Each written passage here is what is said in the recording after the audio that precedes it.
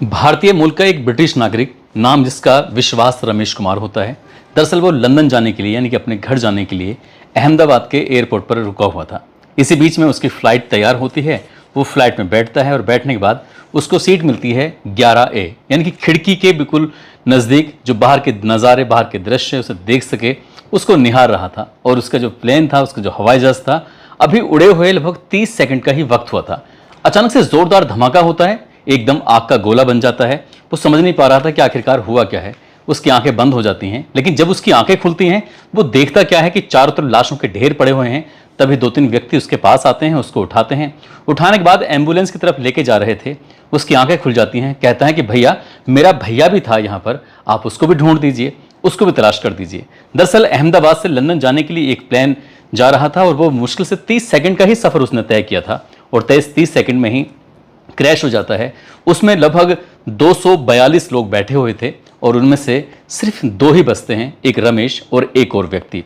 अब आगे उनकी क्या स्थिति है क्या नहीं, वो तो खैर हॉस्पिटल में उनके उपचार के बाद ही पता चल सकेगा। लेकिन इतना बड़ा हादसा, उसकी गूंज पूरी दुनिया में फैल जाती है। आज की इस कहानी के माध्यम से ये समझने की, ये जानने की कोशिश करते हैं कि आखिरकार हादसा क्यों हुआ था, उसके पीछे के क्या कारण रहे होंगे। आदाब, नमस्कार, सत श्री अकाल। मैं उस्मान सैफी। आज की जो सच्ची घटना मैं आपको सुनाने जा रहा हूँ, ये सच्ची घटना है 12 जून 2025 की। गुजरात के अहमदाबाद शहर का एक एयरपोर्ट है जिसका नाम है सरदार वल्लभ भाई पटेल इंटरनेशनल एयरपोर्ट। दरअसल एयर इंडिया की एक फ्लाइट प्लेन नंबर AI 171, जो कि अहमदाबाद से चलकर उसको लंदन जाने के लिए तैयार था। अब इसकी जांच करने के लिए डिपार्चर से पहले, जबकि प्लेन उड़ता है तो उससे पहले इंजीनियर के अलग अलग दल वहां पहुंचते हैं। वहां जाने के बाद कोई दल हाइड्रोलिक्स सिस्टम की जांच कर रहा था, तो कोई इलेक्ट्रॉनिक सिस्टम की जांच कर रहा है, कोई इंजन को चेक कर रहा है, तो कोई व्हील का प्रेशर चेक कर रहा है। किसी ने जाकर वहां जलपान की व्यवस्था देखी तो कुछ वहां पानी की, फ्यूल की, इस तरह की देख रहे थे। साथ ही जो हाइड्रोलिक्स होता है उसमें फ्यूल कितना है कितना नहीं, क्योंकि यहाँ लंबा सफ़र तय करना था। अब सभी ने अपनी अपनी तरफ से ओके की रिपोर्ट दी। जैसे ही ओके की रिपोर्ट मिलती है, इसी बीच में जो यात्री थे जिनको लंदन जाना था, जो कि एयरपोर्ट पर अपनी इस फ्लाइट का इंतजार कर रहे थे, वो बारी बारी से आने लगते हैं और यात्रियों की संख्या होती है 230। 230 यात्रियों में अगर हम बात करें तो भारत के जो नागरिक थे वो 169 होते हैं, ब्रिटिश के जो नागरिक होते हैं वो 53 होते हैं, पुर्तगाल के जो नागरिक होते हैं वो 7 होते हैं और एक नागरिक इसमें कनाडा का होता है। टोटल मिलाकर यात्रियों की संख्या बैठ जाती है 230 और क्रू मेंबर होते हैं 10। जैसे ही यात्री अपनी अपनी सीट पर आके बैठ जाते हैं तो जो क्रू मेंबर होते हैं उनको दिशा निर्देश देते हैं कि यदि आपातकाल की स्थिति पैदा हो जाए तो आपको कैसे बचना है, कैसे अपनी रक्षा करनी है और अपनी के साथ साथ कैसे पड़ोसी की रक्षा करनी है, कैसे ऑक्सीजन के पाइप निकलेंगे। कभी दिक्कत परेशानी आती है तो आप किसी दूसरे की हेल्प करने से पहले पहले खुद की हेल्प करनी है। क्रू मेंबर ने जिस तरह से ये अपने सीट बेल्ट बांधने का संकेत दिया, सब कुछ। अब यहाँ से फ्लाइट उड़ने को तैयार थी, लेकिन उड़ने से पहले कैप्टन ने भी अपनी तरफ से ये जांच पड़ताल करते हैं, चेक करते हैं, क्योंकि उसको भी अपने आप से सेटिस्फेक्शन होना चाहिए, पूरी रिपोर्ट होनी चाहिए कि ठीक है कि नहीं है। खाली इंजीनियरिंग जो दल है उन्होंने रिपोर्ट ओके की दी है तो ठीक है, लेकिन वो खुद भी देखते हैं। कैप्टन होते हैं सुमित सब्रवाल, जिन्हें 8200 घंटे हवाई जहाज उड़ाने का आसमान में एक अपना अनुभव था, और साथ ही सह पायलट जो इनके होते हैं क्लाइव कुंदर, जिनको 1100 घंटे फ्लाइट उड़ाने का अनुभव था। अब इन्होंने ऐलान किया कि ये फ्लाइट अहमदाबाद से चलकर लंदन की तरफ जाएगी। ये सफ़र होगा 6817 किलोमीटर का। और सभी यात्रियों का स्वागत करते हुए वो बताते हैं कि ये फ्लाइट जब आसमान में उड़ेगी तो 43,100 फीट की ऊंचाई, यानी कि 13,100 मीटर की ऊंचाई पर यह फ्लाइट उड़ेगी। सभी यात्रियों को शुभकामनाएं देते हैं और शुभकामनाएं देने के बाद इन पलों जब वो शुभकामनाएं दे रहे थे, क्रू मेंबर अपना अपना संदेश दे रहे थे, तो इसी बीच में बड़ी संख्या में ऐसे मुसाफिर भी थे जो यहाँ पर कोई अपनी सेल्फी खींच रहा है, जो अपने परिवार को भेज रहा था, तो कोई बाहर का दृश्य है उसको अपने कैमरे में कैद कर रहा है ताकि उसका रील बना के सोशल मीडिया के अलग अलग हैंडल्स पर डाल सके। कोई अपने परिवार को ये बताने की कोशिश कर रहा है कि फ्लाइट उड़ने वाली है, बिल्कुल तैयार है, देखो मैं ऐसा दिख रहा हूँ। या फ्लाइट की फोटो अपने आप सजे कर रखते हैं जो भविष्य में देखने की कि हाँ हमने ये यात्रा की थी। सब अपने अपने तरीके से ऐसे कर रहे थे। ऐसे बताया जाता है कि एक महिला होती है, महिला ने जैसी सेल्फी लेती है, सेल्फी के उसके पीछे एक बहुत ही VIP पर्सन बैठे हुए थे, उनके पीछे गुजरात प्रदेश के पूर्व मुख्यमंत्री विजय रूपाणी वो बैठे हुए थे। वो महिला ये दिखाने की शायद कोशिश कर रही थी अपने परिवार वालों को कि जहां मैं बैठी हूं, देखो ठीक बिल्कुल पीछे थोड़ा सा फासले से इस प्रदेश के मुख्यमंत्री भी बैठे हुए हैं। वो अपनी खुशी जाहिर करने की कोशिश कर रही। हालांकि ये दावा किया जा रहा है कि फोटो पुराना है, ये भी दावा किया जा रहा है कि फोटो हाल ही का फोटो है और अंतिम फोटो है। अब वो अंतिम है या पुराना है ये तो खैर पता नहीं, लेकिन इस तरह की मीडिया में चर्चा थी। ये विजय रूपाणी जो गुजरात प्रदेश के पूर्व मुख्यमंत्री रहे थे, जो कि 16वें मुख्यमंत्री के रूप में चुने गए थे। साल 2016 से साल 2021 तक वो मुख्यमंत्री गुजरात के रहे थे। दरअसल इनकी बेटी जो कि लंदन में रह के अपने कुछ काम वाम करती हैं, पढ़ाई करती हैं, तो उनके साथ बेटी के साथ जो पत्नी है जिसका नाम है अंजलि रूपाणी, वो भी वहीं पर थी, जो लगभग 6 महीने से अपनी बेटी के साथ थी। तो ये अपनी बेटी से भी मिलना चाहते थे। साथ ही जब वापस आएंगे उधर से लौटकर तो उन्होंने सोचा कि पत्नी को भी साथ लेके आ जाएंगे, इसलिए उनकी जो फ्लाइट थी इसी फ्लाइट में वो उनको उड़ना था। इनको भी अहमदाबाद से लंदन की तरफ जाना था। सब अपने अपने मस्ती में मगन थे क्योंकि ये सफर अब जल्दी से तय होने वाला था, शुरू होने वाला था। हवाई जहाज रनवे पर चलने लगता है, शुरुआत में धीरे चलता है, उसके बाद फिर जब उसे अपनी रफ्तार पकड़नी है, जब उसको अपने उड़ना है उस आसमान में, जब उसे टेक ऑफ करना है तो उसके लिए वो एक रफ्तार पकड़ता है। वो रफ्तार थी 3505 मीटर की, लगभग 3.5 किलोमीटर की रफ्तार थी। जब ये हवाई जहाज बहुत तेजी के साथ उस पर चलेगा तभी जाके टेक ऑफ होगा। अब टेक ऑफ होना था, ये 625 फुट की ऊंचाई पर अभी हवाई जहाज पहुंचा था कि इसी बीच में एक व्यक्ति की नजर पड़ती है।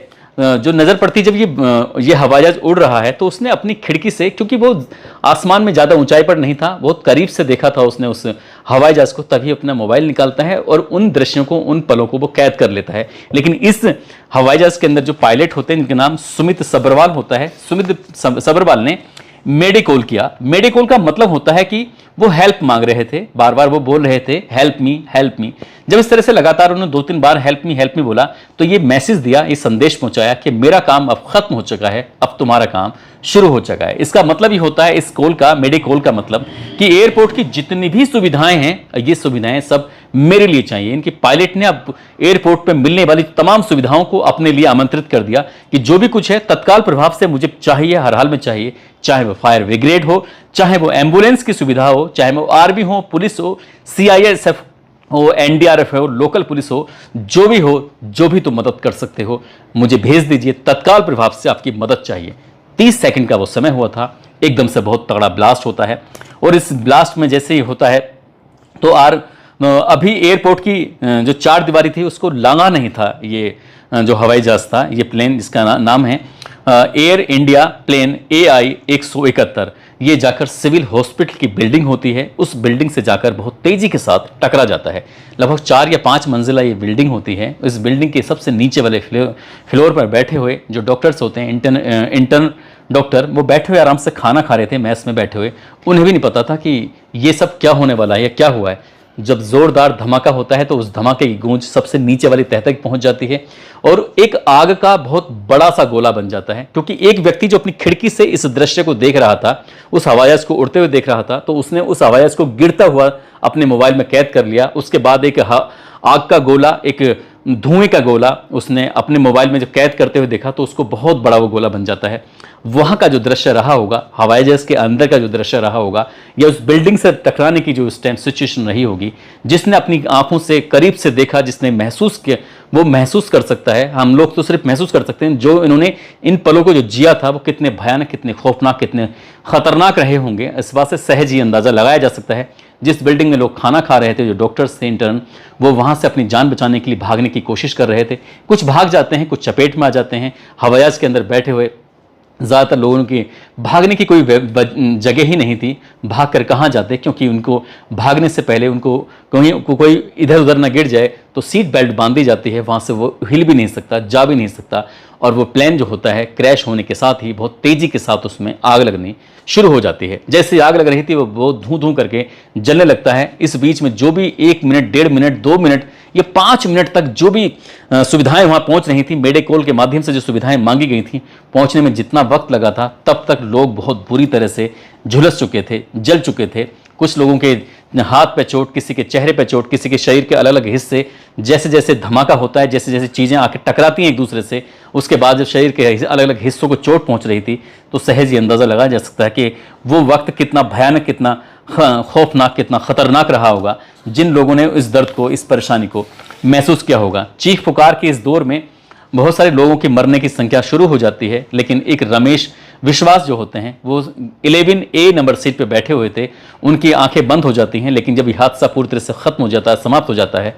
ये हादसा होता है 12 जून 2025 की दोपहर 1:40 के आसपास ये धमाका होता है, और ये धमाका मोबाइल में कैद हो जाता है। अब इसके बाद जब इस रमेश जी की आंखें खुलती हैं, वो देखते क्या है कि चारों तरफ लाशों के ढेर पड़े हुए हैं। तब तक मदद पहुंचती है। उन मदद वालों ने, एम्बुलेंस वालों ने, CISF, NDRF, जो भी मदद पहुंच रही थी, सब ने उन व्यक्तियों को उठाया जो जिंदा थे या मर चुके थे। सबको वो हॉस्पिटल की तरफ लेके जा रहे थे, लेकिन किसी को पहचान पाना मुश्किल हो रहा था कि ये कौन आदमी है, जबकि अब से कुछ देर पहले, चंद मिनटों पहले, वो आराम से बन ठन के खूबसूरत अच्छे अच्छे पहनावे पहनकर वो अपने सीट पर बैठे हुए थे, अपनी मंजिल की तरफ जा रहे थे। खुशियाँ, जैसे हर कोई व्यक्ति जब सफ़र करता है तो कुछ ऐसी ही खुशियाँ मना रहे थे। कोई ये तैयारी कर रहा था कि ये लगभग जो 6000 किलोमीटर से ज़्यादा का जो सफ़र है, आखिरकार 6817 किलोमीटर का जो सफ़र है, इसे तय करने में कुछ घंटे लगेंगे। इन घंटों को कैसे बिताएंगे? इस बीच में गाने सुनने हैं, या कोई फिल्म देखनी है, या बात करनी है, या आराम से सोना है। सब ऐसी प्लानिंग थी, सबकी जितनी प्लानिंग थी वो धरी की धरी रह जाती हैं। यदि हम बात करें इस हवाई जहाज के अंदर, राजस्थान के बांसवाड़ा एक जगह लगती है, वहाँ की डॉक्टर कोनी व्यास एक महिला हैं डॉक्टर, जिनके पति, जिनका नाम है डॉक्टर प्रदीप जोशी, जो कि लंदन में रह रहे थे। यहाँ पर ये नौकरी करती थी। इन्होंने अपने यहाँ से नौकरी से इस्तीफा दिया और अपने 3 बच्चों के साथ, प्रदुग्ध, कियारा और नुकुल, इनके साथ वो लंदन में ही अपने पति के साथ शिफ्ट होना चाहते थे। लेकिन 5 के 5 लोग, एक ही परिवार के 3 बच्चे और पति पत्नी, ये भी इस काल के गाल में समा जाते हैं। जब प्लेन क्रैश होता है तो ये भी उसी हादसे का शिकार हो जाते हैं, मर जाते हैं। ऐसी बख्शी परिवार की 2 बेटियां जो कि लंदन में रहती थीं, उनकी नानी का बर्थडे था, जन्मदिन था। अपनी नानी का जन्मदिन मनाने के लिए वो आई हुई थी, और उनका फोटो बाकायदा सोशल मीडिया पर बहुत तेजी के साथ वायरल भी होने लगता है। उस बूढ़ी नानी के साथ वो थी, वो खुशी हो रही थी। अब जाते जाते नानी से विदा लेकर गई थी। वो दोनों बेटियां भी इस हादसे का शिकार हो जाती हैं, मर जाती हैं। और साथ ही सकीना बेन, जो कि अपनी 1.5 साल की बेटी के साथ आई थी बड़ोदरा, 16 मई को आई थी लंदन से बड़ोदरा के लिए। उनके देवर की शादी थी, देवर की शादी हो चुकी थी। अब उन्हें वापस जाना था लंदन अपने परिवार के साथ, अपनी जिम्मेदारियां निभाने के लिए। लेकिन वो प्लेन का जो क्रैश होता है, उस क्रैश का वो हिस्सा बन जाती हैं, और वो अपनी बेटी के साथ वो भी दम तोड़ देती हैं। ऐसे ही गांधीनगर के रहने वाले कुबेर भाई खेमचंद अपनी पत्नी बबी बेन के साथ जा रहे थे लंदन, क्योंकि उनका बेटा वहां पर रहता है, नौकरी करता है। अपने बेटे से मिलने के लिए, कुछ वक्त अपने बेटे के साथ बिताने के लिए वहां जा रहे थे। कोई देवर की शादी में, तो कोई बच्चों से मिलने के लिए, कोई कुछ। इस तरह से सभी की कहानी का अंत हो चुका था, क्योंकि 242 मेंबर इसमें बैठे हुए थे। ऐसा मीडिया रिपोर्ट बताती है, ऐसा बताया जाता है कि सिर्फ 2 ही लोग बचते हैं। उनकी हालत क्या है, क्या नहीं है, इस बारे में तो कोई अपडेट नहीं आया। लेकिन 240 लोगों के मरने की खबर जब चल रही थी, तो पूरी दुनिया में इस बात को लेकर हड़कंप मच जाता है। लोग सिहर जाते हैं, सोचने पर मजबूर हो जाते हैं। अब चाहे देश के प्रधानमंत्री नरेंद्र मोदी हों, वो भी दुख प्रकट करते हैं, या फिर राहुल गांधी हों, वो भी दुख प्रकट करते हैं। चाहे लंदन के प्रधानमंत्री हों, वो भी दुख प्रकट करते हैं, या फिर और अन्य देशों के प्रधानमंत्री या फिर राष्ट्रपति हों, सभी इस घटना को लेकर दुख व्यक्त कर रहे थे। जहां जहां तक ये कहानी पहुंच रही थी लोगों तक, वहां तक लोग सोचने पर मजबूर थे, एकदम सिहर जाते हैं। क्योंकि जो भी लोग हवाई जहाज के अंदर सफर करते हैं, वो सोच रहे थे कि कहीं यह हादसा हमारे साथ ना हो। ये हादसे की वजह क्या रही थी, ये टेक्निकल टीम ही जांच के बाद स्पष्ट कर सकेगी, क्योंकि कई दलों ने इस मामले की जांच पड़ताल की। क्योंकि हवाई जहाज जब डिपार्चर से पहले, उड़ने से पहले वहां खड़ा होता है, तो अलग अलग टीमें आती हैं इंजीनियरों की, और वो हर एक चीज़ को, बारीक से बारीक चीज़ों को देखते हैं, अपनी ओके की रिपोर्ट देते हैं, और ओके की रिपोर्ट देने के बाद तब उसे रवाना करते हैं, तब उसको झंडी दिखाते हैं। लेकिन ये प्लेन अब कभी नहीं उड़ पाएगा, क्योंकि उसके जो अस्तित्व था वो पूरी तरह से ख़त्म हो चुका है, बर्बाद हो चुका है। और जो मरने वाले हैं उनको पहचान पाना बहुत मुश्किल है। इसलिए वहाँ की गवर्नमेंट ने, प्रशासन ने ये अपील की थी कि जितने भी ये लोग यात्रा कर रहे थे, उनके परिवार वाले आएँ, ताकि DNA सैंपल की मदद से ये पता कर सकें कि आखिरकार मरने वाला कौन है,